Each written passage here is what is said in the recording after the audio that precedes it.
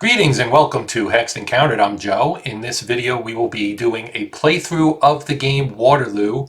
This is RBM Studios Waterloo, and it is designed by Mark Herman and appeared in C3I magazine. I did do a video on the magazine version of it, and I thought I would do this video on the PC version as a little bit of a tribute to Roger B. McGowan, who passed away last week, and obviously he's a legend in the wargaming realm.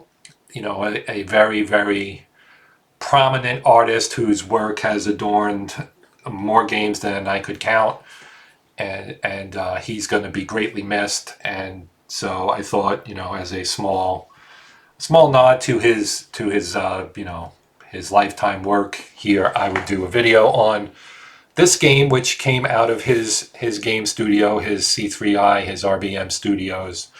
And this image right here was the image he did for the cover of that Waterloo game. It's got that kind of classic McGowan look to it. You can see down here it says copyright McGowan.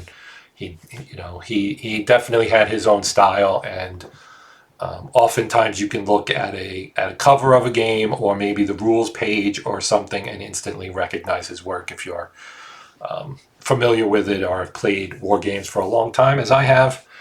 So with that having been said, let's get started here. So the nice thing about this is these games that, you know, this is a system that Mark Herman designed, and as is the case with everything Mark Herman does, it's very well designed and well crafted and everything, and there's a lot of historicity to it. And in this case, he designed it as a two-player game, or a two-player system, because it started with Gettysburg, then Waterloo, and it has carried on now with Rebel Fury, which is a quadra game for the Civil War, the American Civil War.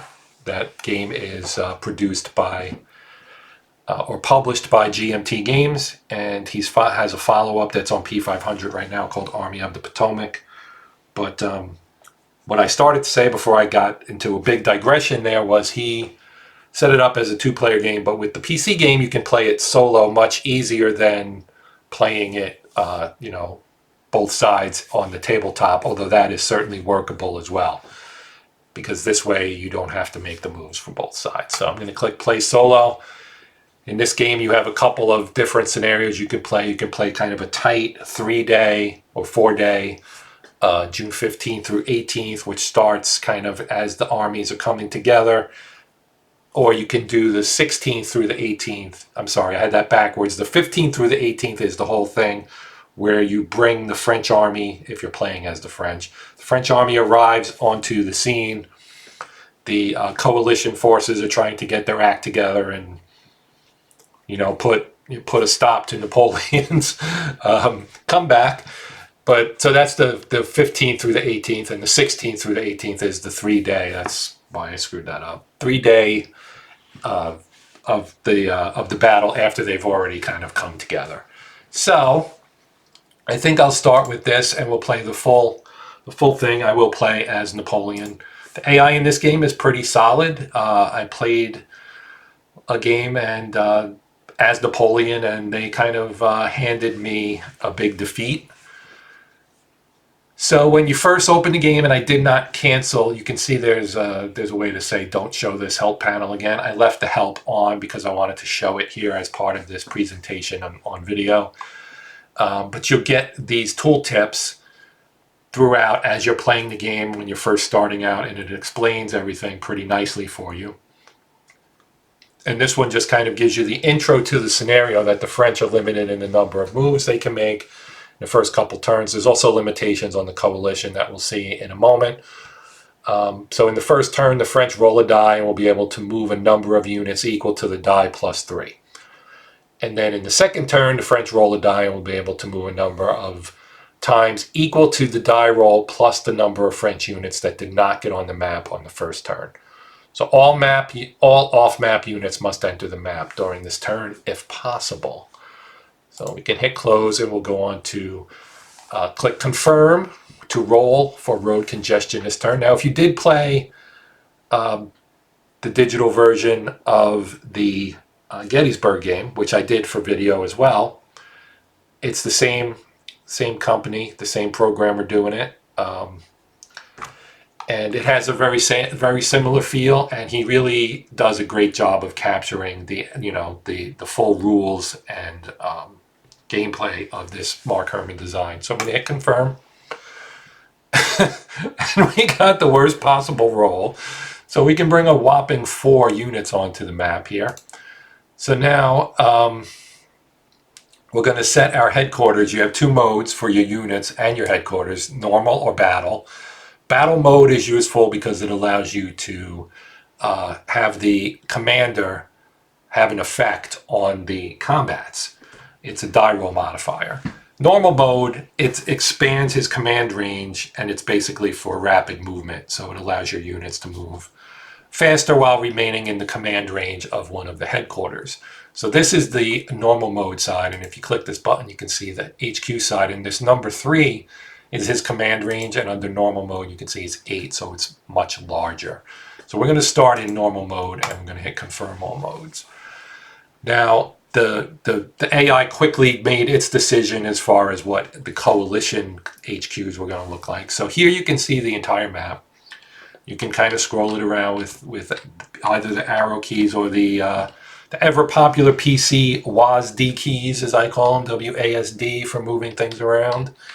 And this is a very good representation, digital representation of the map that did come with C3I magazine, where it was originally published. There's the RBM Studio logo and the Waterloo Campaign 1815 game title. And down here at the bottom, you can see our blue French units. You can use the mouse wheel to scroll in and out. You can see the units. They're kind of lined up, right? So we have Van Dam, then Lobau, Drouot, and Guillot, Grouchy, Gerard, and over here you've got Rael and Derlong. And I probably didn't pronounce those correctly, but I'm doing my best. I'm just a kid from the East Coast, what can I say? Anyway, so the way this works is you pick a unit, and it'll tell you where that unit can come in. So he can come in here and kind of stack with Napoleon, or he can come in here. So we'll let him come join Napoleon. Then you end your move, because you alternate moves with your opponent. So the coalition moved, and you can see some coalition units up here, detachments. And what detachments are is basically, it's kind of a way to exert, basically like a zone of control, to act as somewhat of a roadblock to prevent enemy armies from quickly moving, or enemy forces. And if you zoom in, I zoomed in too far, you can see this is the Steinmetz detachment from the Prussian army, and he's just sitting here in Marchienne du Pont, or Aupont. And then you've got Charleroi here, which also has a detachment under Perch. And all the way over here we have Lutzov, who also is, he's cavalry, as you can see by the icon. But all these are Prussian forces. Now there are some Brits up here somewhere. Right up here we have Perponcher, who is a British detachment, and then there's another Prussian. Right, this is not a detachment. This is an actual fighting unit. This is Zethan, and he's got a star, which is a bonus during combat. It's kind of you'll see some 2 stars as well, like Drouot and Guillot here, both have 2 stars. So I'm allowed to make 3 more moves. So we'll take Riel and move him. And move, they'll go quickly. Actually, I guess they're done. And then we can move 1 more. We'll take Grouchy, and we'll move him here. And that's it. Oh, we have 1 more. And I guess I can either take Derlong. I guess I can't take Derlong, but I can take Lobau and move him in here. And now we're done. We have 4 units left that we'll have to put on next turn. Here's our help thing explaining zone of control, where this is for attacking. You can attack an enemy unit if you're in their zone of control. So to be in someone's zone of control, you have to be adjacent to them. So if we have Lobau here, and he was up here in this hex, he would be adjacent to his Prussian opponent here, and he could attack him. So there's also a zone of influence. So like Napoleon, that's his command range. You can see it's 8 hexes out. But as far as zone of control goes, so Lobau here, he has a zone of control in all the hexes adjacent to him, so all 6 hexes. So for this guy here, it would be 1, 2, 3, 4, 5, 6. And then his zone of influence would be the next hex out all the way around. So there's 12 of those. And all that does is it makes you stop.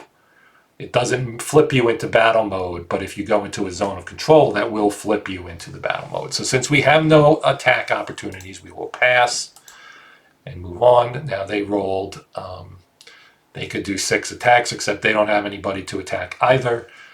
And we had no engagement, so we're moving from the June 15th AM turn to the June 15th PM turn. Down here's our turn track. You can see it says turn with reinforcements and blown units scheduled to return.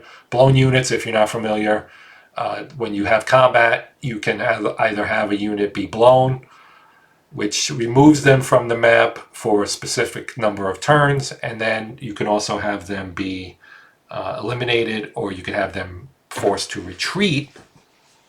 Of those 3, retreat is the most advantageous, I guess, from the defender standpoint or the loser standpoint, because they get to stay on the map. Okay, so we're at HQ placement, and if I close this, you can see this is our sequence of play, right? So you place your HQ, then you'll get your blown units that are available that turn. You can put them back on the map. Cavalry recovery. Cavalry can become exhausted.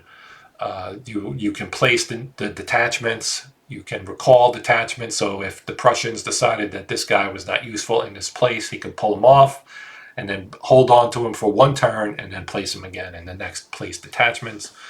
Then you have your organization phase where you can advance formations, go to battle formations, withdraw. You can withdraw if you're in the zone of control of an enemy unit. You can force yourself to retreat. So you would have to retreat 3 hexes. Then you have your movement phase, then the attack phase, then the end phase. So that's the sequence of play. So we're going to place our units. I'm just going to put Napoleon, I think, right here. We'll put Grouchy over... I'm going to say we'll put him here. And then we'll put Ney. And you can see they have 2 here. One is their battle side, one is their deployed side. So we'll put Ney here. And then we're done. We click that, and now we move on. And you can see now each HQ may place 1 associated detachment on the map. Since we have 3 HQs, we can place 3 detachments. The detachment must trace a path to the HQ with a length and hexes up to the HQ's command range. We can see Ney is 4, Napoleon's 8. Grouchy is also 4. The Old Guard and the Grand Battery, they can only be placed by Napoleon when he is in battle mode. So when he's flipped over on his battle mode side, which is not the case right now. That's why these guys are grayed out.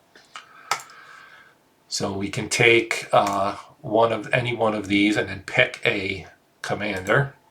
And it'll show you the legal places you can place them. So I'm going to place them here to kind of clog up this road junction here, because your units move more quickly on roads. So if you can block crossroads and things like that, that's somewhat advantageous. Putting them in towns, which tend to be crossroads in many cases, also is a good strategy.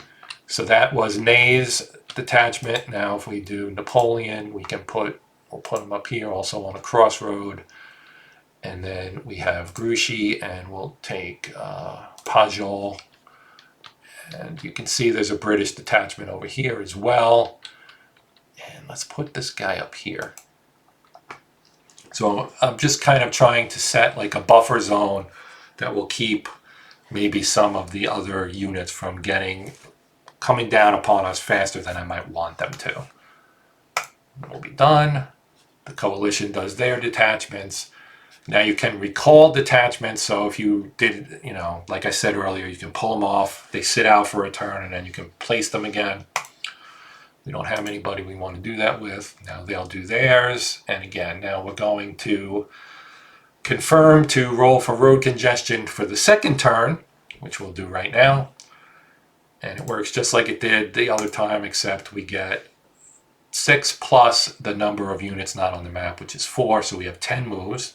And you can continue to move units until you've moved everybody, like no one else can move because you're in a zone of control of the enemy, or you just don't want to move anymore, and then you would pass, and the player who did not pass gets to roll a die to see how many more movements they get before they have to stop. So choosing when to stop moving, unless of course you can't move anymore, is also a strategy you can try to take advantage of. Okay, so the Prussian limitation was what the second die roll was for. Now, as you can see up here, French player may move 10 units, select a unit and a controlling HQ, then a destination hex. So if we wanted to start fairly simple, we can say Grucci, activate this guy, and we're going to move him here. Now he's going to flip, he's on his battle side. So now he'll be able to attack this detachment to get him out of there and open up, capture this town, and it opens up this bridge, which is the only place where you can cross the rivers. Then we do end move because now the coalition gets to move. They're going to move somebody. You can also jump around on the map using the mini-map to see where other units are. There we have Wellington's headquarters. Where is he? There's Blucher. And we have Gneisenau's cavalry here, and so on. So it is now the French turn again. And you can close this as well, and it becomes a button over here, and you can just bring it back. And while we're talking about that, you've got your terrain key right here. And so you can see what the combat effects are and any notes as well. And again, you can close that easily. And the combat instructions are here as well. Explains how combat works. Combat's very straightforward. Basically, you add up your DRMs. And there's a whole list of what the modifiers are in here. Battle stars and attack support. If you have other units from your side that can also attack that hex, they can support. And then you get your result table, a 0 if you tie.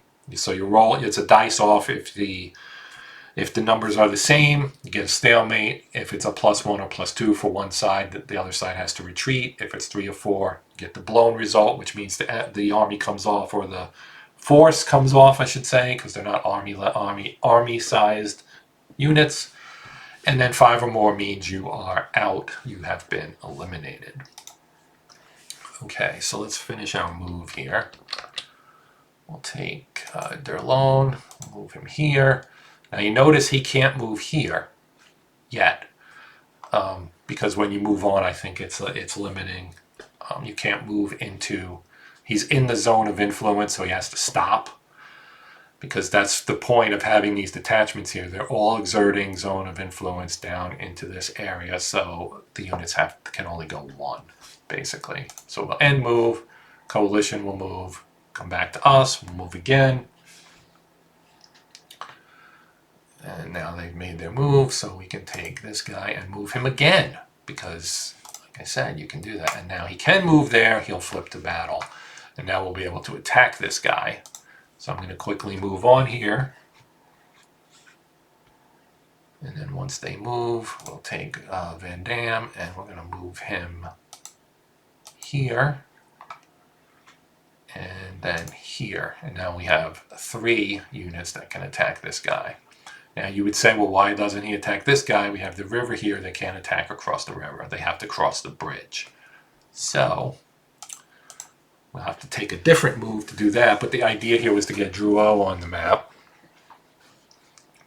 As soon as the coalition makes their move, then we'll take him. We'll move him here. Now he can move here. He can move here. Come on, Napoleon. Right there. And then we'll say he go here. And he's now available to attack this guy. Now, you might say, well, why didn't he get stopped by the zone of influence? Because of the river. So that's why. Now we wait again. Now we're going to move Guyot up. And he's a cavalry unit. And I'm just going to stick him here. I'm going to stick him here. Sorry about that. You have to pick a headquarter for him to be working under. And then when they move, we're going to slide over this way, and we will activate Ney and this reserve cavalry and have him move here. You notice they don't flip. The flip side of a cavalry unit is their exhausted side.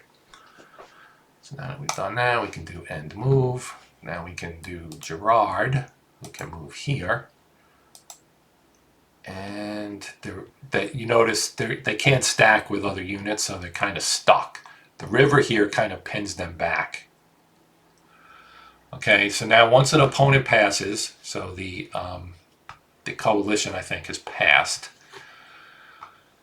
The opponent rolls a die and adds 1 for each friendly unit that is not in an enemy zone of control or zone of influence, including reinforcements available this turn that have not yet entered the map. The result is the maximum number of moves that the opponent may make before ending the phase. So you have to move your reinforcements onto the map before other units can move. And if an enemy is blocking or their zone of control occupies entry hex, the enemy must immediately execute a retreat. This is one of the rules that Mark Herman put in to prevent people from sitting on the entry points to keep their enemy armies or enemy forces off the map. It's gamesmanship. It's a little way to make that illegal. It's a nice rule in my opinion. So I don't know that I really want to move anybody else because I want to show you an attack. And I'm going to pass. Okay, now we go to the attack phase, and this explains the attack phase, and I'll just kind of walk through it here. So we're going to attack this guy, and we'll let Van Dam lead. Now you can see it checks these two. You can uncheck them, and that removes them from supporting the attack. And you can also click on them to see who gets the best modifier. So Derlone or Van Dam would both get, because they have a battle star, would both be 5s. And he gets a +1, and that +1 is simply due to being inside a town. Now if we looked at our combat chart, you would see here, if we zoom in a little bit, that you have modifiers, right? Terrain, the terrain for town is a +1. All right, so we have terrain, as I mentioned, and your battle stars. You add your battle star to the attack roll, so you notice that it's only for the lead unit. The defender would add its battle stars as well for the defense roll. Cavalry corps charging into a town or chateau hex does not add battle stars, but if you're in open terrain, it does. Cavalry corps still add a +1 corps support for an attack into a town or chateau hex. If a fresh cavalry corps is supporting the attack, it may add its battle stars to the attack die roll, and then it would flip to its exhausted side. It does recover from that. It's not like it's a permanent situation. And if the French Grand Battery detachment is stacked with the attacking corps, any of the corps supporting the attack, you can add its battle star as well. The attacker adds 1 for each friendly corps, not detachments that are in the defender's zone of control. And then you have down here your cavalry, more about cavalry support for the attacking corps and on the defense as well. And then detachments add 2 to the attack roll if the defender is a detachment. So that's why we're going to have a pretty big bonus here. So once we do that, we hit attack, and it's going to resolve it for us, right? I'll just close this, and you can see the modifiers here on the attack. And it's a dice off, as I mentioned, 9-7. Recalled is what happens to a detachment. They don't retreat, they just get recalled, basically. So you can see their +1 came from terrain. They got no other modifiers. The French got a +2 for infantry support, +1 for their battle star, +2 for the attack bonus versus the detachment. That added up to a +5. The defender got their +1, and the result was a recall. And you can see we can do 2 more attacks because the coalition did not have any attacks they could do. So we rolled to see how many new attacks we could get. And my wife is doing some vacuuming, so I'm going to try and wrap this up pretty quick here. But you get in. This is just more about how attacks work and that you alternate attacks. But in this case, we're not alternating because we're going to just finish our attacks. So let's do this one, right? So again, it's a +5 to a 1. We will hit attack, and I'm going to put, don't show this this topic again because we don't need it. You can see 5 to 2, we got an elimination. So that detachment is not recalled, it gets eliminated. And then you've got a +5 here. And then Drouot takes the town. You can see down here on the score box, we've got 6 now, and they have none. And we've got one more attack to do right here. It's a +2 to +1. This is a little bit more dicey, pardon my pun. Let's close this as well. And we're going to hit attack and hope we roll well. He's exhausted. And we get a bad roll, and we will have to be blown. So now you can see what happens when you're blown. Shows up right here. We get our turn recap, sorry. And down here you can see in turn 4, we're going to get our blown units that will return. So let's, I need to show that. Close this. The blown unit is Grucci, as you can see there. He's exhausted. He will be returning in turn 4, which is the PM of June 16th. So I am going to stop here since we're going to enter the 3rd turn, and I'll pick this up. I'm going to finish the entire battle, but I wanted to do kind of an opener and an explainer here to kind of go through how the game works. Keep it reasonably short, and then we'll come back and I'll do a follow-up video where we're going to finish the game, and you'll get to see the entirety of the battle once we can move our army north and get into things here with the coalition forces. So thanks for watching. I hope you found this entertaining and/or enlightening, and we'll come back and check out the rest of the battle and perhaps some other videos here on the Hexed Encounter channel.